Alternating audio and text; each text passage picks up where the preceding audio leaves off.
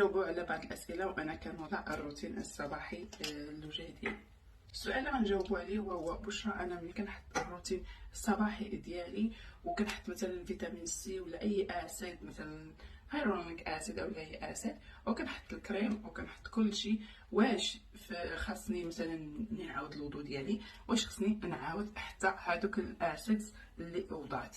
الجواب بكل بساطه هو لا. علاش؟ الوجه ديالنا كيحتاج واحد الدوز يعني محدده ولا ديال فيتامين سي ديال الريتنول على حسب شنو نتيا كتستعملي. الا عطينا هذاك الدوز هذا ديالو في الصباح مثلا نفرض فقنا في الصباح غسلنا وجهنا بالماء، درنا فيتامين سي، درنا الورق الطيب، درنا الواقي من الشمس وخرجنا واحد ساعه ولا ساعتين، جا عاوتاني خصنا نعاودو الوضوء، نغسلوا الوجه ديالنا مزيان، وملي كنساليو يلاه كنوضعوا الكريم مرطب، ما كنوليوش نوضعوا فيتامين سي ولا الريتنول ولا شي حاجه. ولا كاين الشمس مازال غادي نوضعوا سانسكرين، ما كانش الشمس مازال غادي نوضعوا الكريم ديال يعني ديالنا وصافي.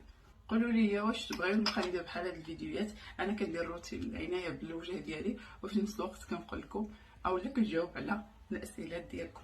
يلا قضيو غراتكم ورمضانكم مبارك سعيد. ما تنساوش السبسكرايب على الشنيفات ديالكم باش ما يتشرقنوش وما يتشقوش في هذا رمضان، وشربوا الماء مزيان.